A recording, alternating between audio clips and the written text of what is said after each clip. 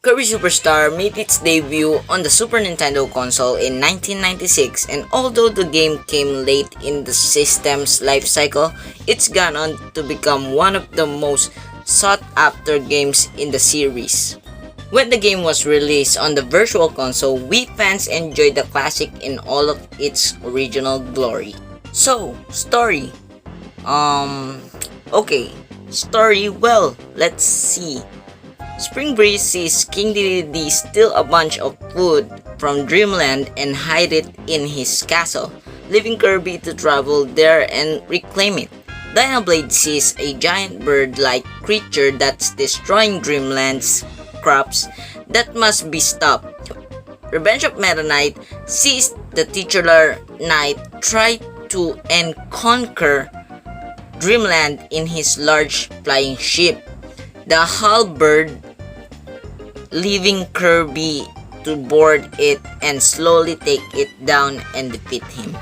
In Milky Way Wishes, the sun and the moon of Dreamland are fighting each other, and Kirby is told the only way to stop them is to travel across 9 planets and revive the wish-granting comet clock called Nova. This guy here, I don't feel so good about him.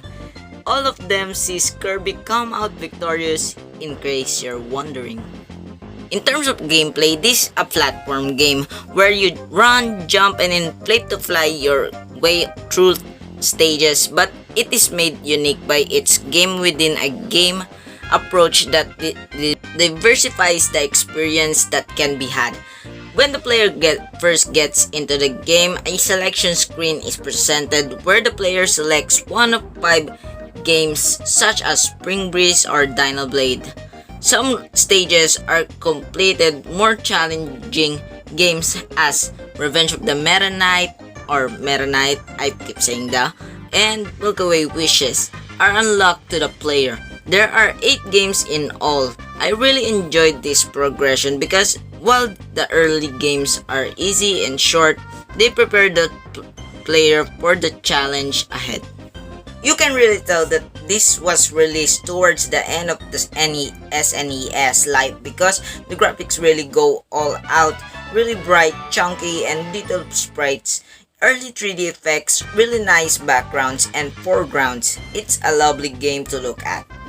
As you expect on a Kirby game, the soundtrack is great as well. Lots of varied tunes and most of them extremely catchy.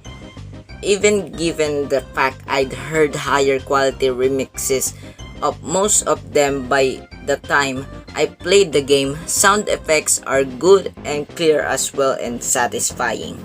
In terms of game mechanics, Kirby has more powers than ever to help him on his quest to save Dreamland or the entire galaxy.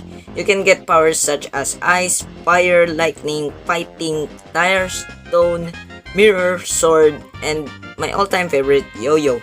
This variety makes Kirby stand out even among the other Kirby titles. The addition of a 2-player cooperative mode where Kirby can sacrifice his own power to create a helper that player 2 can control just adds a whole new layer of fun. The developers don't stop there though. They also synergize the game to make some truly unique gameplay opportunities such as having Yo-Yo Kirby controlled by player 1 riding a helper tire like a motorcycle controlled by player 2. This is cool, but some players have a problem. Like me. I don't have friends. If you are a fan of the Kirby series, Kirby Superstar is the game to own. Not only are these quite a few homage to classic releases in the series strung throughout, but there are also enough new gameplay ideas tossed into the mix to please even longtime fans of the series who've given the previous titles countless playthroughs. The difficulty is a bit on the easy side, but as anyone familiar with the series should know by now, difficulty is certainly not what the Kirby games are about any.